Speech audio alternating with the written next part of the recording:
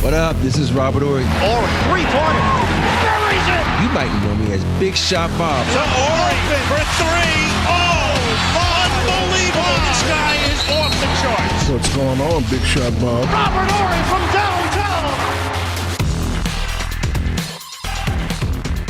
Oh, yeah, live on the road from H-Town. I mean, we're not, but he is. It's the Big Shot Bob podcast. Our last show of the year, B-Dog Brandon Harper. I'm getting closer to you guys. Yeah, you're inching closer. You're like 2 time zones closer. You're not quite there yet. B-Dog Brandon Harper. I'm Rob Jenners. That, of course, hoisting the in-season tournament banner is 7-time NBA champion. Robert Ory. We talked about that briefly last week, but with B on the show, I wanted to get his thoughts on that. But we have a ton of stuff to get to. Giannis, Draymond, Ja Morant, Dillon Brooks, and Ime at it again. Anthony Edwards. I mean, dude, there's so much stuff this week. And then we're going to do we're going to close it out with a Christmas edition of Black Crime or White Crime. So all of the crimes, Christmas related. So we'll, there you go. That's perfect. We'll do a little holiday Black Crime or White Crime. So thank you for joining us in 2023. What was a crazy up and down year for this show. It started on Podcast One. It wrapped on Podcast One. It moved over to Limbo for a while. We're now over with the Podcast Playground, which is one of Shaq's platforms. So just thank you for everybody who kind of rolled with us through 2023. It's been a shuffly kind of year for us. So we're happy to still be here. It's the big shot to all those people who keep in touch. And stay in touch. Yeah, and continue to stay in touch. Yeah. Well, I mean, shit, where do you want to start? Because holy crap, we got a lot of stuff. Up to you. Let's start with the best thing. Ja returned to the NBA. Okay, let's start with Ja Morant. I'm gonna play this for you as we get started. So here's a little bit of audio to talk about. Who's left? Nope, that's the wrong piece. Here's the right one. Memphis, no timeouts left. Into the backcourt it goes. Morant's gonna get ahead of steam for a chance to win it in his return. Here goes Morant. He spins. Morant scores! And the timer expires! Count the basket! And Ja Morant wins it for the Grizzlies! That was a hell of a moment. He gets the game winner in his first game back for the Grizzlies. For me, when you watched him, you can tell he was so excited in the first half that he wasn't himself.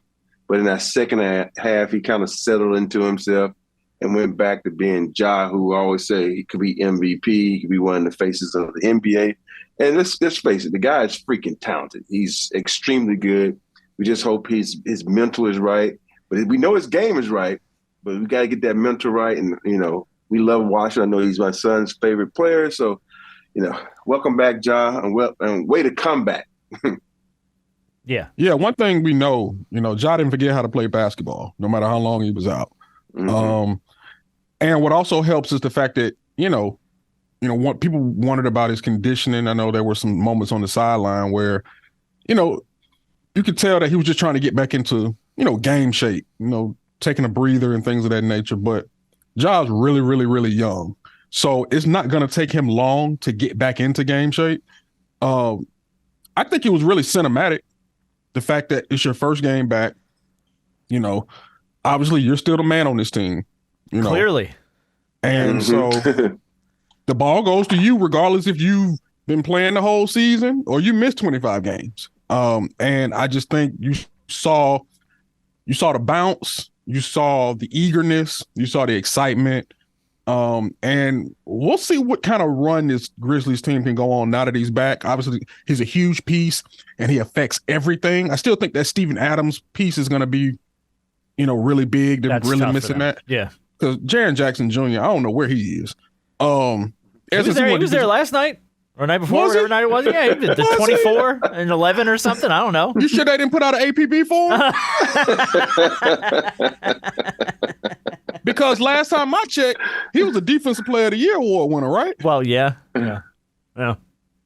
You should be. Where's that been? With Ja. Yeah. You should be with Ja as those two. Y'all should be them two. Like when you're out or you're not playing well, and that's probably why this team ain't looking good because Jaren Jackson Jr. is not affecting the game enough. Yeah.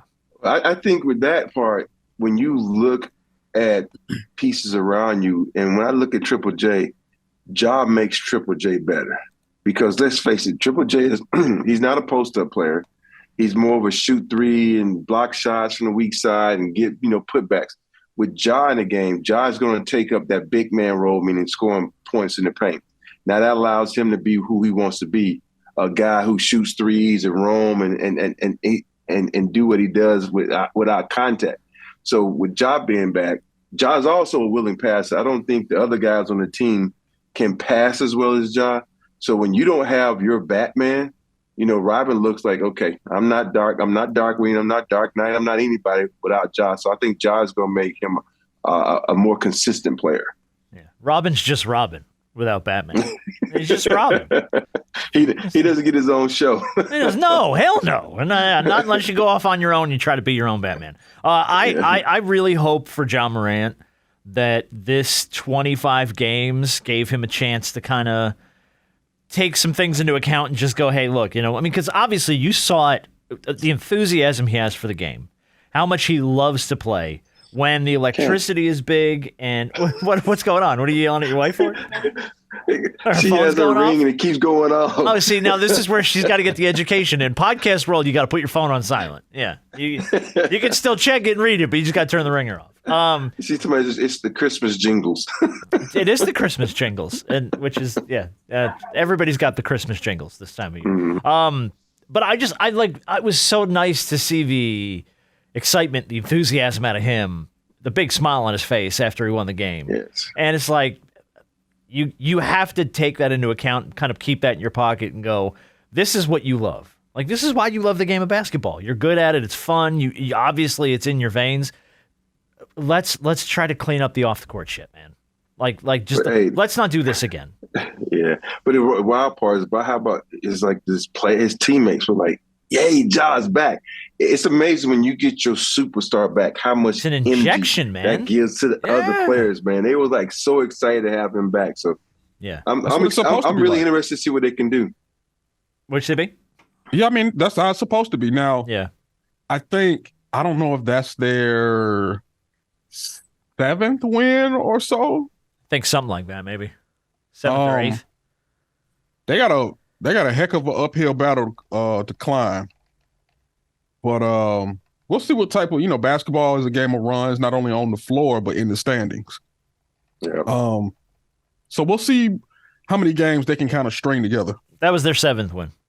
Yeah, they're 7-19 as of this morning. So they got a hill to climb. They're the 13th seed. So they got a little bit of a mountain to climb here. Well, hell, let's be honest. The way the Lakers on the downslide after the in-season tournament, they could probably catch them. Let's see, where the Lakers at? Where the Lakers at right probably now? 7. 8, 15, and 13. They're at the 8th seed right now. You're a play-in team at the moment. Oh. They allowed the Spurs to end their losing streak. Who are 4-22. Spurs have won 4 games. But hey, that goes to show you the impact of Anthony Davis. But and I'm not giving them an excuse, but they didn't have 3 starters that game. And I don't think they took, the Spurs smell, chum in the water and just ate them alive, just man. Went to town. Mm-hmm. Yeah. Does that? Let me ask you a question about the Spurs. We this isn't on the sheet, but just popped in my head. Does that affect if they're that bad? They've won 4 games so far this year. Now they're not the Pistons, who have lost I think 24 straight at the moment or something like that. Yep. It's almost inconceivable how bad Detroit's losses have been. Does it hurt Wembanyama's chances at Rookie of the Year if his team is that bad? I think so. If you look at, past history of guys who've won Rookie of the Year, they made an impact where the teams were at least way better than they were the previous year. I think they have a worse record now than they did last year. And so that's going to hurt him. That's what it's going to make him. If him and Chet have the same numbers and Chet's on a playoff team, it's going to go to Chet. And so, and that's only 2 guys really that's vying for it. But it also goes down to fanfare and how much hype. If you really think about it, Chet is not getting any hype. It's all about Wemby. All about Wemby. He's a fan favorite. Everybody's talking about him.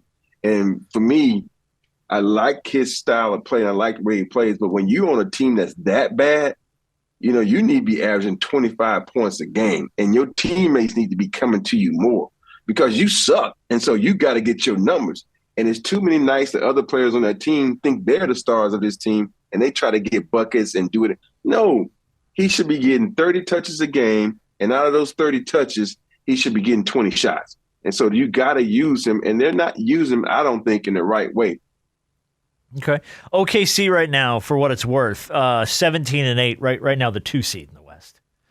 So, Exactly. I mean, you look at the difference there, 4 games versus 17. And the way Chet's been playing, by the way, just great.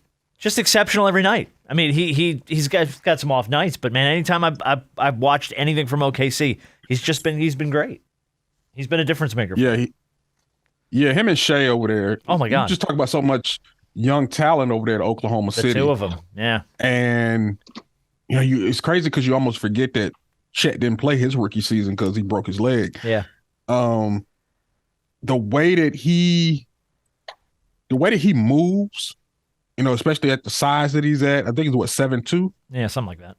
I know we talk about Wemby being 7'4" and everything like that, but the way Chet moves as well kind of put him in that category. When it comes to how he moves with the ball, how he moves on the floor, he has very guard-like skills at his size, but at the same time, he's can post up like a big man in the way the big man is supposed to. He's rookie of the year right now. And for the simple fact that his team is in the mix. Oh, they're excelling. Yeah. Yes, they are excelling. Yeah. And so, yeah, he's got to be there. Yeah, agreed. Draymond currently serving a suspension. Lord. Did you think that warranted a suspension, that hit, by the way? It didn't look, it looked, it's so hard to tell. And I've watched it from like 5 different angles. When the arm goes up, it almost felt like the motion of his arm going up was unintentional, but the way it kind of leaned forward like a slap felt extremely intentional. So I'm really on the fence on that one. From being a basketball player, and usually every basketball player has probably done that motion, but not to that extent. Because Draymond, he tried to say he was holding him. Every player touches a player when you're going out for a screen like that. And it was nothing, malicious in this thing, but what Draymond did was very malicious. And, Draymond got to understand, like, dude, you do this all the time. So if everybody does what you do when you holding, you'll be fighting mad. And so I think the suspension was right on point because you have to, I said this a while back when he punched Jordan Poole. I said, you got to stop this monster before it grows into a bigger monster. And I think he's got to a point where he thinks he's like, okay, 2-game suspension, I make so much money, that ain't nothing. But now, when you got teammates telling you you got a problem, you need help, and I'm cool with the suspension. I'm cool with the NBA trying to get the brother help because let's face it, even though the Warriors won last night, they're a different team with Draymond, and so they're talented contender with Draymond. But Draymond, he for the protection of other players in the NBA, he needs a little help. Oh my goodness. Yeah. They suspended him indefinitely, right? Yeah, several weeks, I think, is the standing. I think they said 3 weeks is what they're rolling with, but he's got to complete a counseling program, which I think he started, if I'm not mistaken, yesterday or the day before. And he's got some things, some check boxes he's got to hit in order to qualify to come back. And so, yes, more or less, it's an indefinite until the NBA feels like he's done enough to warrant a return. I'm not sure because I don't know what type of counseling. I tend to agree with what Ryan Clark said about this. I don't think he needs counseling, because usually that's reserved for, people. It's not like he has any off the court issues or he has any issues to where he's dealing with abuse of women or things of that nature. Sure. he's got a on-the-court self-control issue. He's got an on-the-court self-control issue. Mm-hmm. Well said. He just needs to he just needs to calm down. He's got to relax. He runs hot. He's got to relax. Now, I'm of the belief that, I didn't know they were going to put a number to his suspension, but I was like, he should have got 25 games because he's a repeat offender. Yeah. Well, this is second suspension this season. This season. Yes, this season. And so, yeah, he got to relax. He got to chill because here's the thing. You're doing nothing but hurting your team. And we know how important Draymond is to the Warriors, especially defensively. A lot of things run through Draymond. I know we got Steph and I know we got Clay, but there are a lot of things that run through Draymond, the ball movement, the flow of the offense, all of that. And the fact that he can't seem to get himself under control for the sake of his team, even if it's not for himself, but for the sake of his team, we keep dealing with this over and over and over and over again. And guess what? It ain't just Draymond's fault. This is Steve Kerr's fault too. Because I think some of this is the fact that Steve has kind of glazed over this a little bit. Draymond is who he is, Draymond this, Draymond that. At some point in time, regardless of how fond you are of a player and how much he contributes to the success of the team, you got to realize that, you know what? Nah, bro, we got to get you got to go right now. I got to get you away because you're doing things that are harming this team. Yeah, I love you. Yes, I understand what you do for this organization, but you got to go. And I think Steve Kerr could have taken that bull by the horns earlier and been like, nah, we're not having this. And it's turned into a league issue. I totally agree with you that. And you can go even further with that, not even just with the punch of Jordan Poole. You can talk about the refs.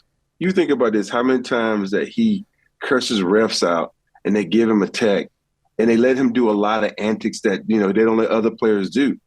And when you nip stuff in the bud and realize, oh, you can't do that anymore, boop, you're out of here. Boop, go over to the bench. That's going to start affecting, Steph and Clay. And I hate the fact that when people kind of blame Clay and Steph for not being a leader, you can only do so much for people. It's like you can tell them and talk to them till they blue in the face. But if they just in that role of being a monster like Draymond's been on the court, you can't control him. So when that's not fair to Steph, that's not fair to Clay. The only one that can really control that beast, like you said, is Steve Kerr and management, because they need to bring him into the fold and say, yo, you cannot be doing A, B, and C. If you do this, we're going to have to do a in-house suspension. We're going to protect the team, because at the end of the day, we want other players to come play with aging guys, because if we don't get people to come in and play with us, we're not going to be able to get, back to the goal of winning a championship. And for me, they have to keep them under control. And I don't know, if it's going too far. Did they re-sign him yet or no? Yeah, he got his extension. Yeah. Was a 4-year, 4 years, $100 million.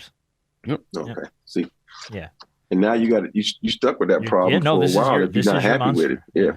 Mm-hmm. I was of the notion that one of the punishments should have been possibly looking for a trade partner, because that's what the rumors are now. You can't. It's one thing to deal with this when you're at a younger age, but to still deal with this and you're older, at some point in time, you got to, if you're Joe Lacob, and you're the front office, and I don't know where Steve Kerr sits, when it comes to this, but you got to start possibly looking to see, what, we had a heck of a run, but we can't continue to deal with this. We can't deal, like you go into each season thinking that Draymond is going to at least be suspended one time. Yeah, you got to bank on him missing anywhere from 10 to 15 games a year. That's crazy. just not even for injury, just based on suspension and fines. Yeah. That's crazy. And so my thing is, season after season after season after season, and the older you get, it's one thing if you're younger and you're still productive and you make it more difficult on management to have to deal you, because you're still young, you're still productive. I'm still getting a level of play from you that is above requirement, but you're older now. And you still involved in this foolishness. You make it a lot easier, but your contract makes it hard. Who wants to pick up the remaining years and money on that contract. 3 more years and $75 million, whatever's out there. Yeah. So they might be. Well, right now, that's fine. I mean, that's the issue. The betting favorites are the Lakers, Lord Jesus. and the Mavericks. Those are your two. Now, again, that's not to say that either of those teams have even picked up a phone. Those are the betting odds as the two teams at the front that would make a move for Draymond Green. That ain't who the Lakers on the phone for. I tell you that right now. Hey, you know what the weird part is? If Draymond's with Dallas becomes freaking All of a sudden, good. yeah. Luka, Yes. Kyrie, Dre. Yes, because he can be that enforcer those guys need, and then you're gonna have to give up a shooter though, probably. But I don't know who they would give up, but is Tim Hardaway Jr. over there? Yeah, he would be part of that deal. Yeah, and what's the guy that went from starting now that doesn't even touch the floor? I can't, because Lively is taking all his minutes. See, I can't even remember his name. He don't get no burn no more. Oh yeah, I know what you're talking about. Yeah. See, so you can't remember. I know his name. it's making problems. So I guess for he was me, always the guy getting the lobs and the dunks and the blocking the shots. Now he can't even touch the floor. Yeah, with the Draymond Green thing for me, you guys both took it a little bit step further. I'm gonna take it one additional step further, in that. Do you remember when Luke Walton was coaching the Warriors, and everyone for the interim period when Steve Kerr wasn't there? Everybody thought Luke Walton was like the next coming, right? And then all of a sudden he goes to LA and it doesn't track, because when you're the head coach of the Golden State Warriors, life's pretty easy. Steve Kerr has won 4 titles in Golden State and has been lauded as a great coach. And he is a good coach. Don't get me wrong. I'm not trying to crap on Steve Kerr here. This might be, I think, one of the first really big coaching decisions that Steve Kerr has had to deal with, in the sense that it's easy sometimes to sit back and just let your superstars be superstars and do to maybe a lesser extent, the Phil Jackson approach of, I'm just going to make sure everybody on the team gets along, and I'm going to try to give them a system, and I'm going to let them be stars. You are Steve Kerr. You have to get a hold of this. You have to get a hold of it probably at the start of the season, which clearly did not happen. But now with the way it's gone, you can't sit at a press conference if you're Steve Kerr and go, Draymond, he crossed the line. It's probably a warranted suspension, and then not do a damn thing about it. You have to put I don't know what it is, but you got to put something in place that gets the reins on this thing before this starts to chip away at the foundation of your team. You already skated that with Jordan Poole. You're lucky you got through that the way you got through that. You obviously you lost a great player in Jordan Poole too, because that was never going to come back together. So I guess how much further down the line can this go before this is 100% on Steve Kerr's head? Yep, Steve Kerr's management is really on a lot. If the ownership comes back to him and says, we got to move Draymond Green because you did not get a hold of this, now this is really starting to become less of a Draymond issue, because we know who Draymond is and how he plays. We just talked about that. This is going to start to become a Steve Kerr issue. I want to know how many times have Steve Kerr sat in the GM's office and said, hey, what are we going to do about this problem? You know what I mean? Because sometimes you can, as a coach, you can be like, yo, I need to handle this problem. No, we got it. Easy. We good, So I'm not going to put it totally on Steve yet, but I will put it on management, because they are the bosses. They are Steve Kerr's bosses. And so they are the ones, should step up and say, this is what's going on. Maybe someone who used to be the GM saw this writing on the wall. That's why they juiced it up. See, here's the thing. And these are the type of things that, and Rob, I'll go back to it.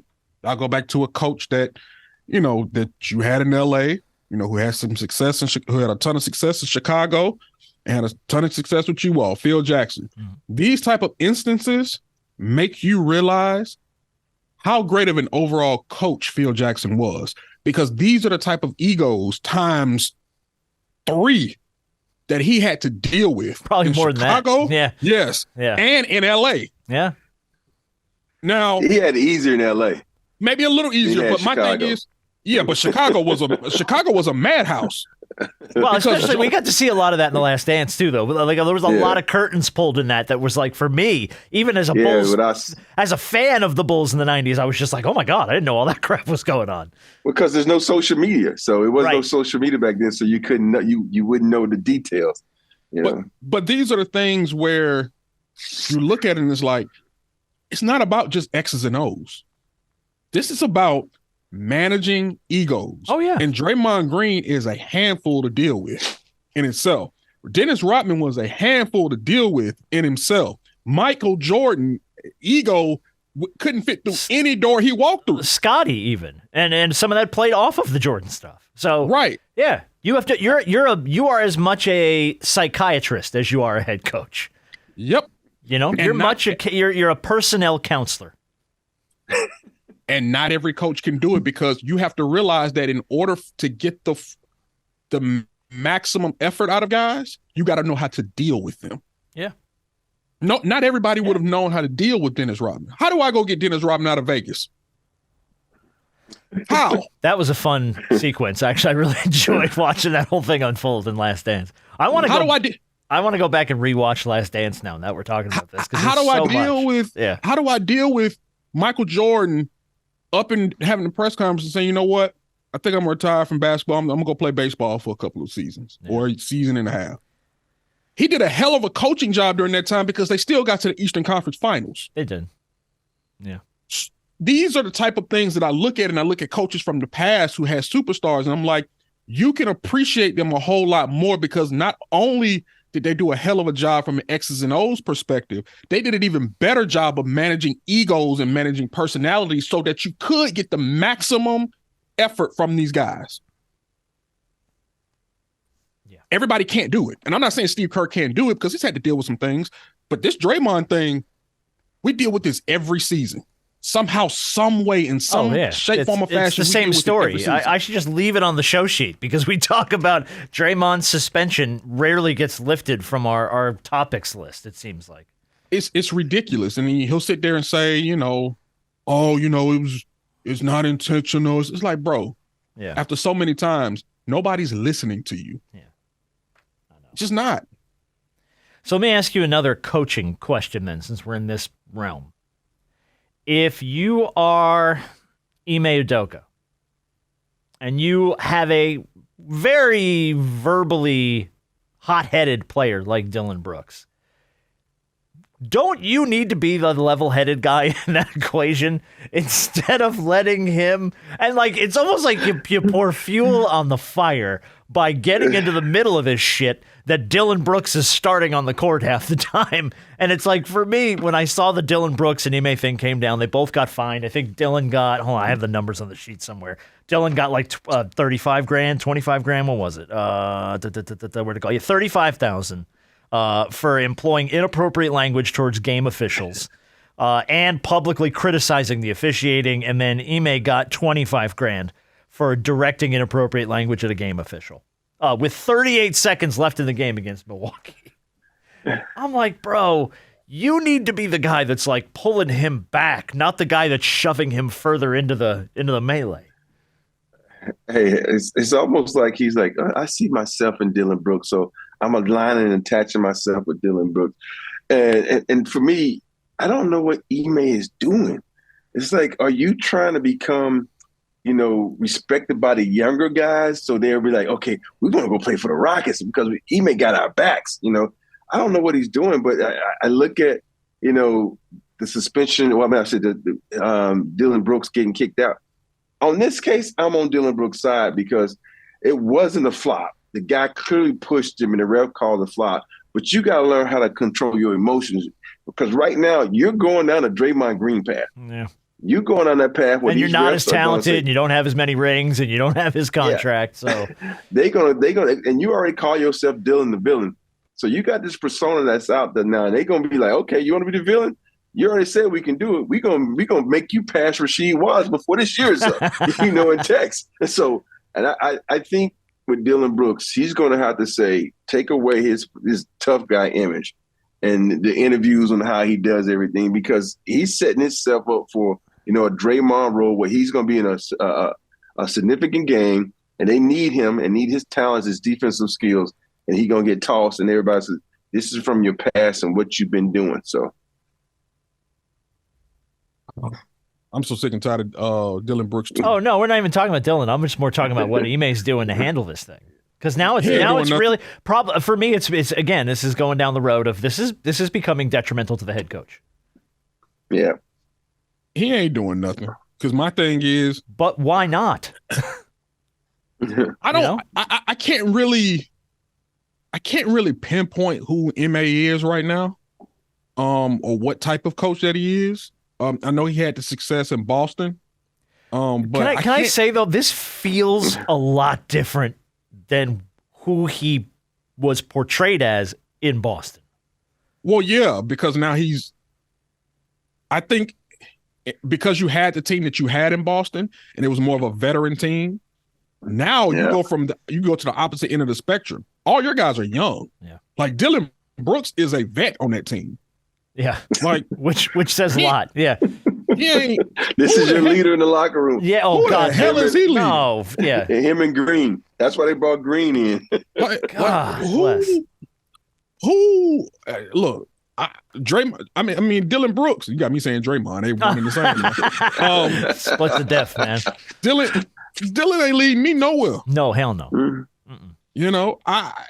So my thing is, it's tough for him now. Now he has more of a coaching job to do with this young team, because now you can't necessarily hide behind veteran presence, because you don't have any. You don't have Tatum. You don't have Brown. You don't have those guys. Marcus Smart, all that. You don't have them. Yeah. That's just, and I feel like though, like when you have a lot of young, especially young guys, God, you got to be level-headed. You got to give them direction. You got to help them. You can't be the guy that's kicking the bucket over into the fire every time, man. Like when we saw it with him and LeBron. When he started getting chippy with LeBron, what does that accomplish? What does that teach your guys? It's okay to get out there and chirp at arguably the greatest guy to ever pick up a basketball. Get out there. Call him an asshole. Go nuts. What does it show these guys? For me, though, and if you look at this Rockets crew, putting Brooks aside, they got a very smart team. They got a very manageable team. They got players that are smart. They got guys who know how to play the right way. And they got guys who don't rock the boat. And now all of a sudden, these are young, impressionable guys. Now, if they see their coach doing this stuff, will it leak over into them and say, well, coach doing it, Dillon doing it. This is how we're supposed to play, I guess. This is the way. Yeah. Yeah. But this is not the way. You can go back to those old days with we're trying to be the Pistons, Swaggy P in Washington. And this is how those guys went, with McGee. Think about this. That Washington crew, they were always in trouble. And this is kind of led down to why everybody thought McGee was a knucklehead when he's not. He's a crazy, wild player who I love.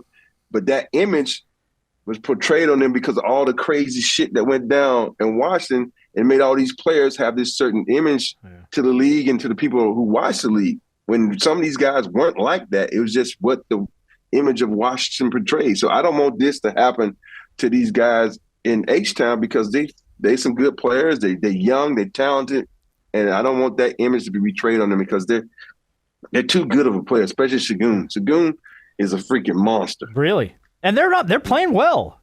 They're not playing terrible basketball. I think they're like 13-11 or something.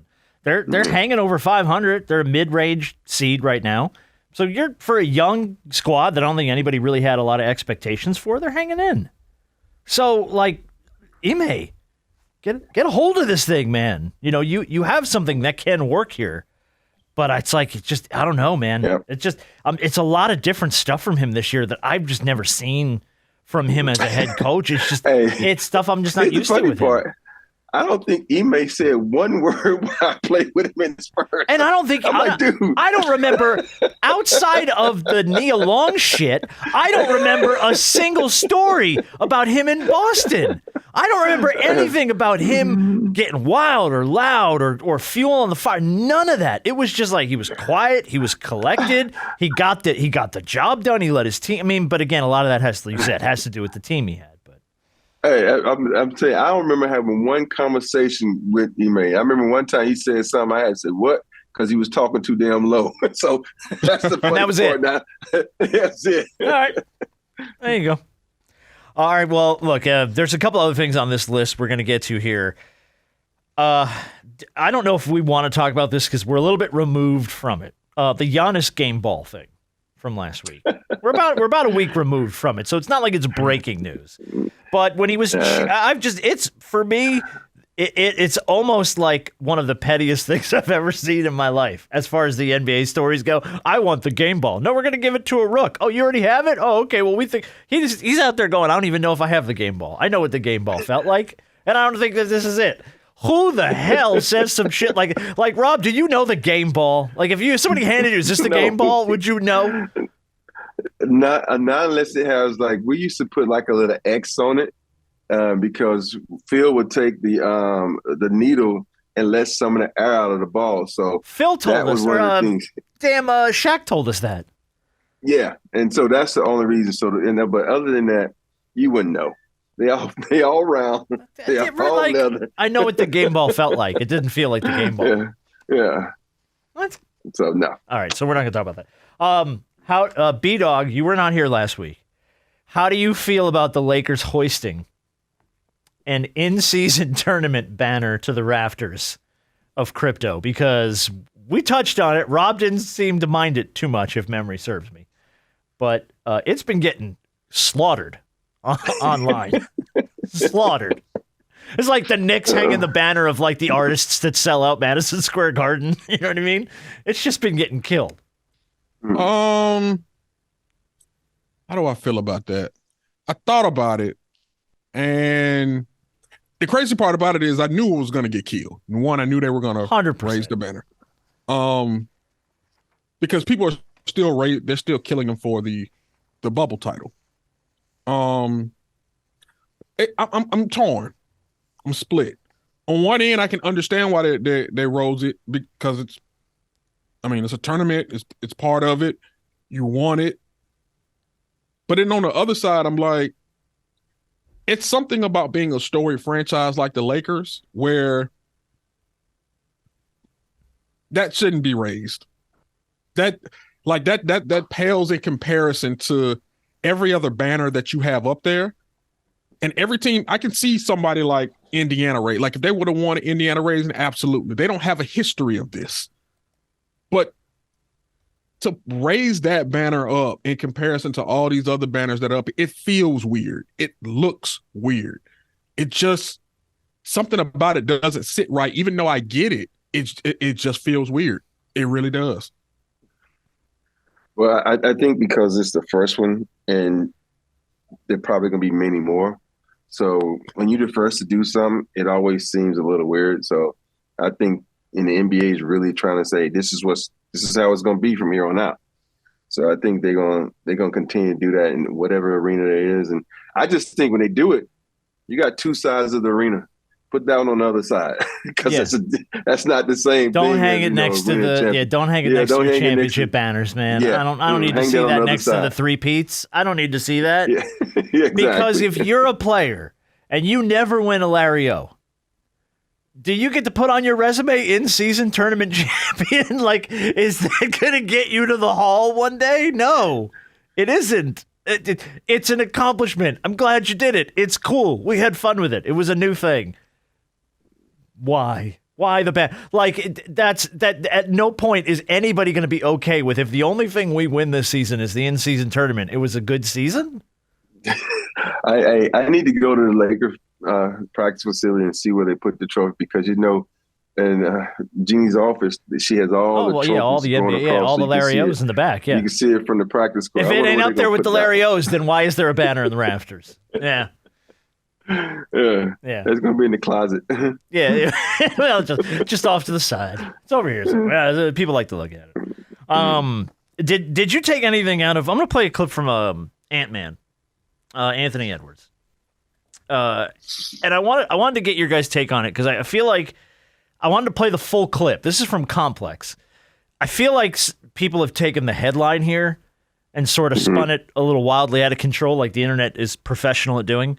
But I wanted to give you as much of the clip as I could. Here's Ant-Man. Who's left out there that you see and you like, nah, I got to get him. I got to cook this person? Everybody, for real. I always try to do that versus LeBron, but it never goes. It never goes as planned because they always double team me. So I think that I always try to like cook LeBron because I know everybody. You know, he's the best. That's the time to do it. Yeah, he's the best player in the league right now. So he's been the best player for a long time. So the headline got spun. Anthony Edwards wants to cook LeBron James. And then everybody ran wild with that. And I feel like when I'm listening, and I listened back through to a lot of that interview, I feel like there is a lot of respect on LeBron in that is being left out of the story that is now circulating around Anthony Edwards wanting to try and cook LeBron James. Like, I figure if you're LeBron, isn't everybody trying to cook you every time you pick up the ball? Because you're the greatest player to ever play, probably. If you're not, you're in the conversation of 2 or 3 guys. Isn't everybody giving you everything they have every time? It's amazing because every player came in and said, "Oh, I want to." He didn't use the same words. Cook says, "Oh, I want to beat, MJ." That same thing as saying Cook. And I think the people they always trying to have some type of controversy. I'm sure LeBron knows that this is nothing, and it's like when you want to be the best, you got to take out the best. And so I look at this as just some BS that they trying to cause clickbait, what you want to say. To me, it's nothing. It's just, what every player should be saying. Like if I'm a 2 guard, I want to cook, Klay Thompson. I want to cook Steph Curry. I want to cook Ant-Man, because you 3 guys are guys that I look up to and think are the best at that position right now. So every player should want to cook whoever's considered the best in their position. We all work in media. And so we understand that the headlines are always going to get spun out of control because that's what leads to the clicks.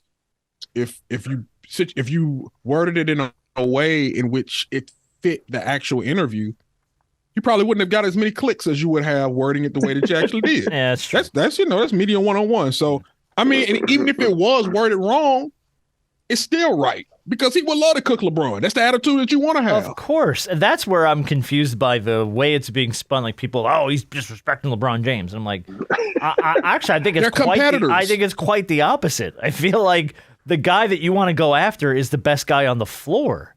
So the fact that that's the first name that pops into his head is perfect. I would love to try and one-on-one with LeBron James. If nothing else, to show me how good am I really.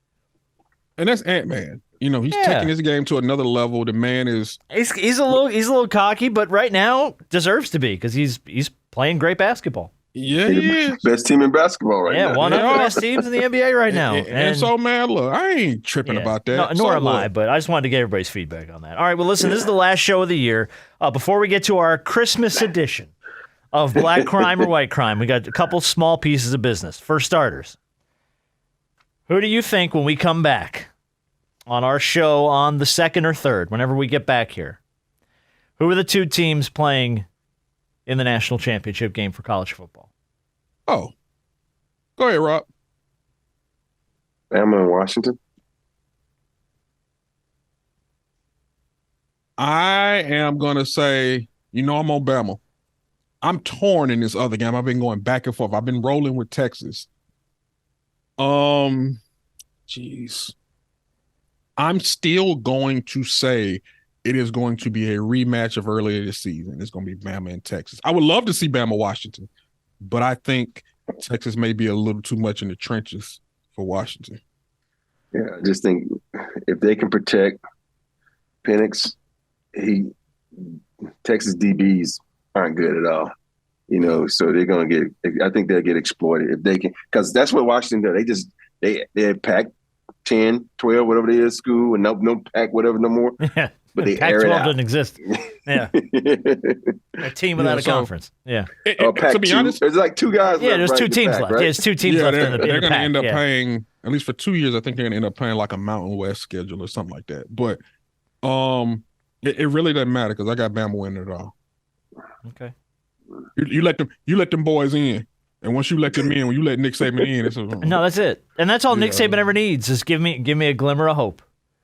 You invited me to the party when I shouldn't have been there. This is like the BCS when it was LSU and Bama, and LSU beat them regular season, and then they let Bama and LSU rematch, and then Bama smoked them for the national title? Yeah, they I think LSU had like a goose egg. Yeah, no, it was one of LSU didn't score. No. I'm saying it was 2010. No, the game was like it was like 23 to nothing or 23 to 3 or something. It was dumb, whatever it was.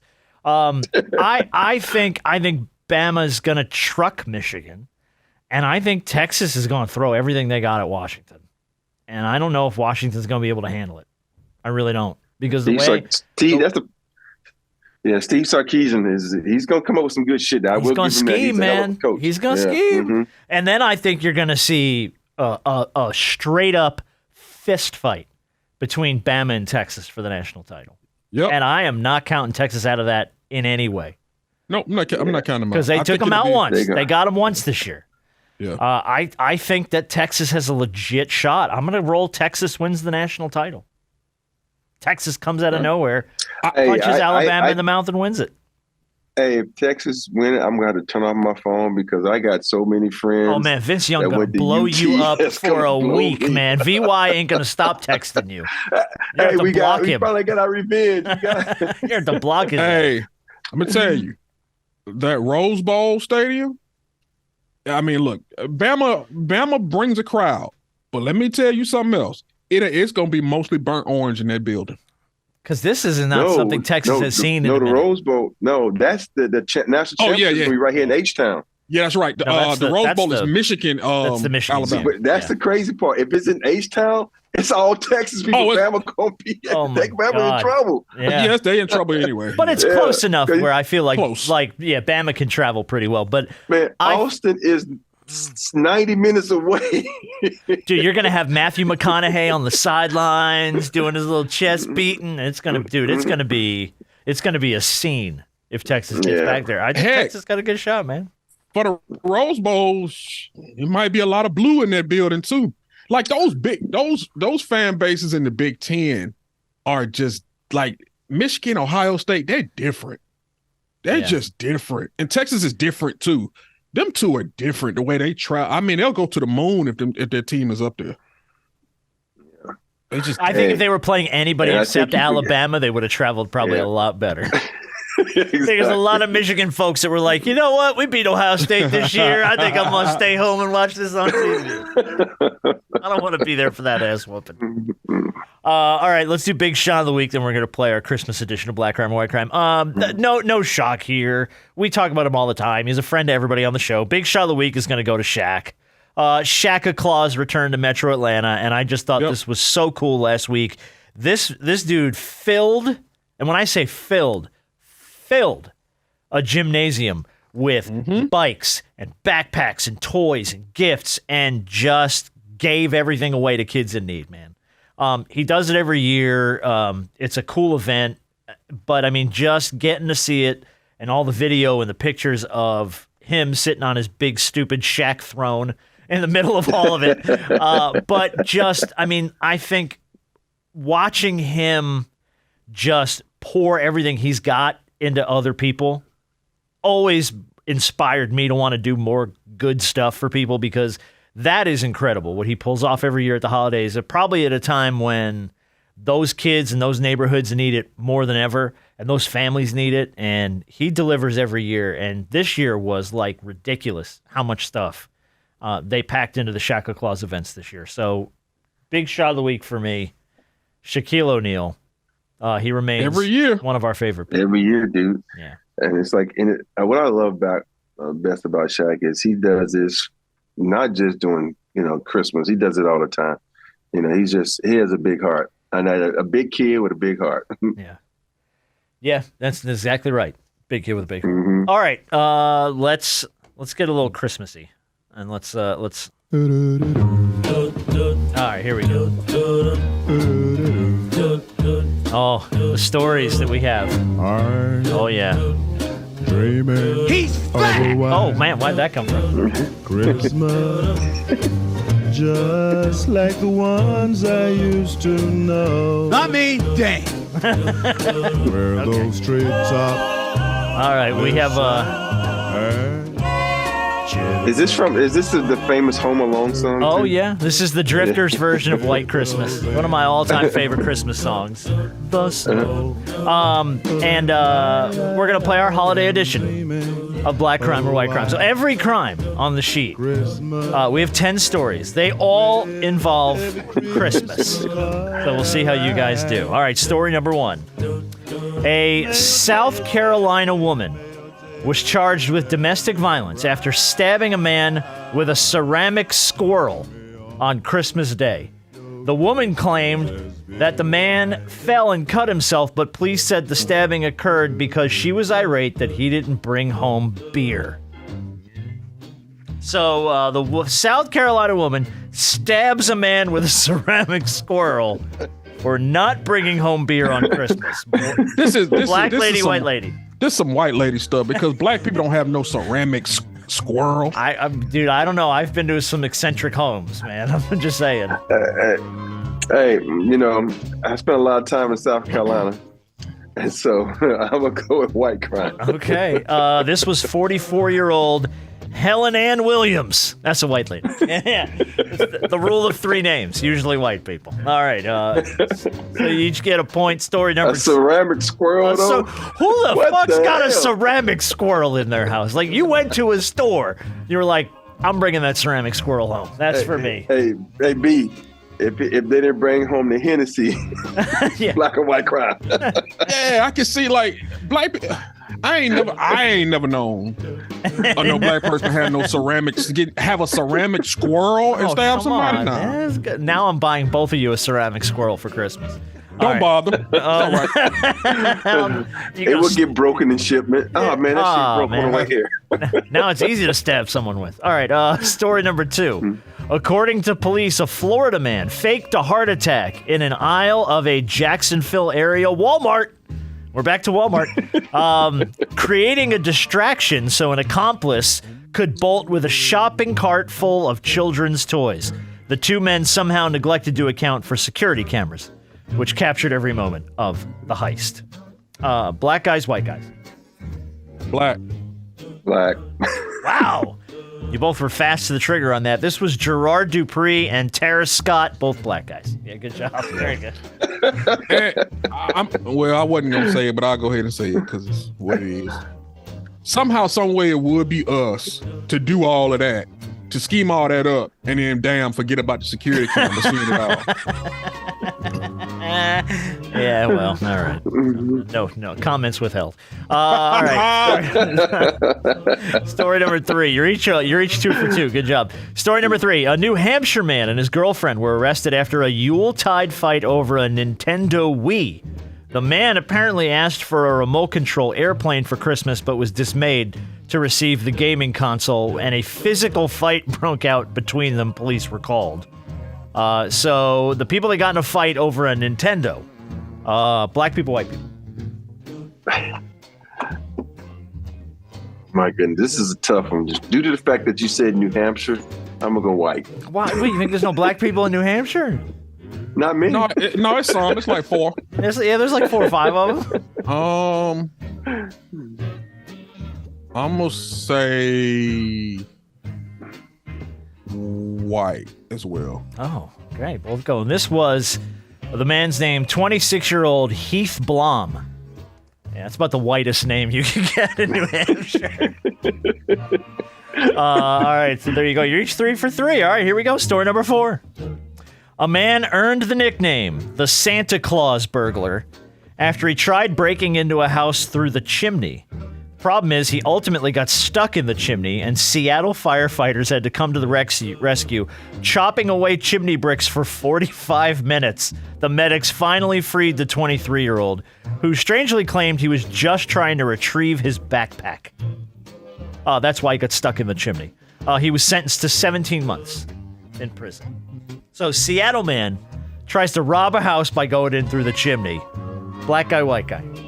And he was dressed as Santa Claus? No, they just called him the Santa Claus burglar because he got stuck in the freaking chimney. This has faint resemblance of Friday After Next and Ricky Smiley. Oh my God! the guy being dressed up as Santa Claus. Obviously. Yeah. I'm gonna say black. Okay. I want to say that, but Seattle is one of my favorite cities. I'm gonna go with white. Okay. This gentleman's name was Sean Chanel, black guy. Stuck in the chimney. So Harp goes up 4-3. All right, story number 5. By the way, you're going in through the chimney, break a freaking window. What are you doing, man? All right, story number 5. A Louisiana man was dreaming of a slithery, snake-filled Christmas after he was charged with stealing 3 snakes and a cash register from a Louisiana pet store. Police canvassed the area and located a vacant building with a makeshift bed, 3 snakes, and a jail ID card with the suspect's name on it.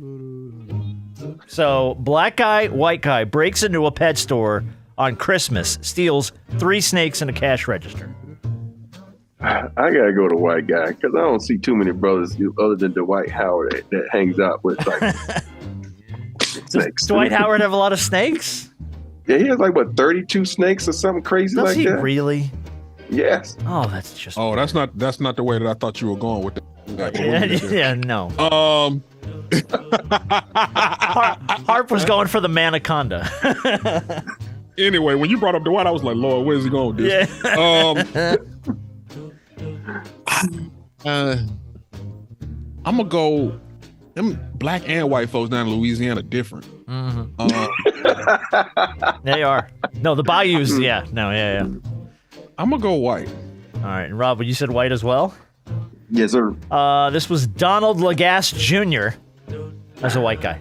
Yeah, good job. All right, so point to each of you. All right, Harp's still up 5-4. Here we go. How perfect. We're back in Seattle. Story number 6. A Seattle man who gave his girlfriend a fillet knife for Christmas was treated at a local hospital for stab wounds the following day. Detectives at the Everett Police Department Major Crimes Unit believe the woman, 18, stabbed her boyfriend after being given the knife as a holiday gift. Black folks, white folks.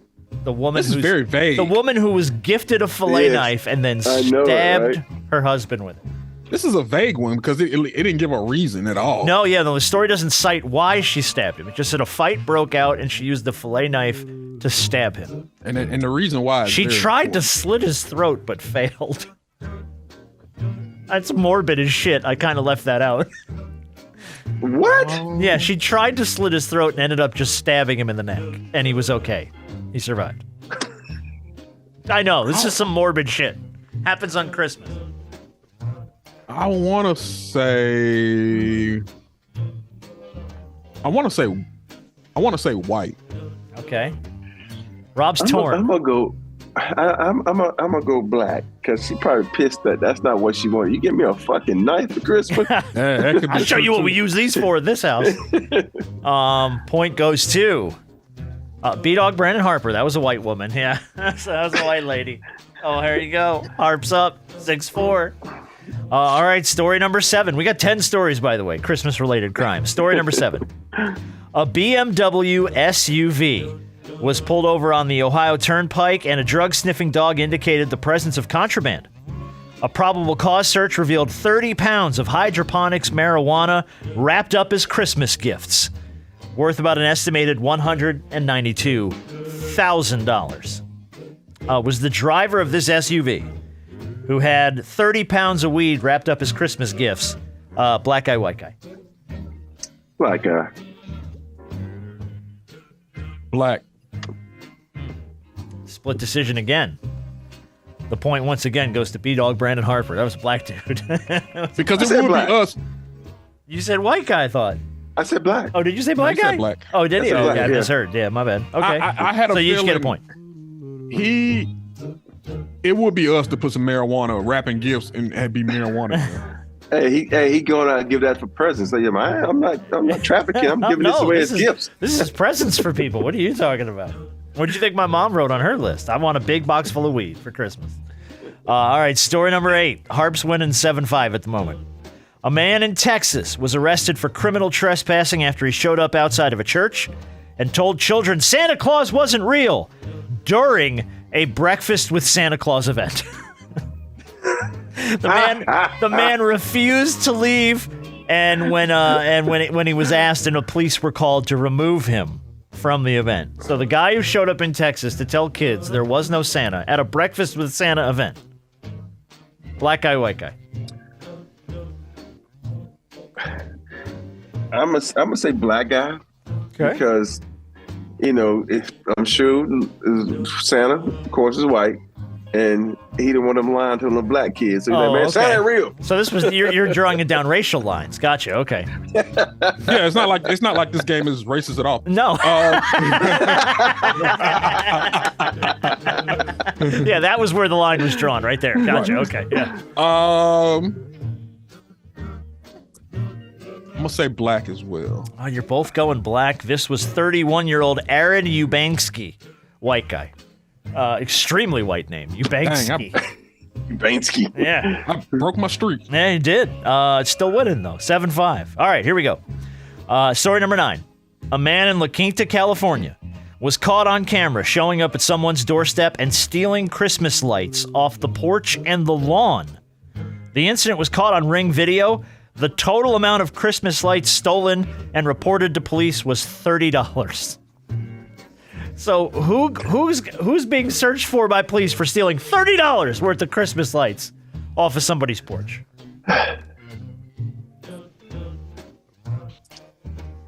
I'm going white guy. Okay.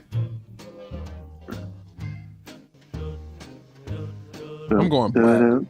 And Harp's going black. Split decision. Rob trying to gain a little traction. Instead, he takes another step back. It was an unidentified black man. It was. It was at nighttime. How do we know he was really black or white? I don't know. They caught him on Ring video. They haven't caught the guy yet, so he's elusive, if nothing else. But, all right, last story. Here we go. Ready? It's Christmas morning. It's 12:30 a.m., and of course a fight breaks out at the Waffle House. We're back at Walmart or Waffle House again. Several people were involved in the brawl. Some of the people trying to break up this fight were wearing Santa hats. The man at the center of the brawl claims he was just trying to eat and was charged with damage to real property, assault and battery, and simple misdemeanor of possession of marijuana. So, dude's trying to have breakfast at the Waffle House. Huge fight breaks out. He somehow gets into the middle of it. He's the one arrested. Black guy, white guy. Christmas morning, 12:30. Hey, if he just trying to eat, he got arrested for doing nothing. Black guy.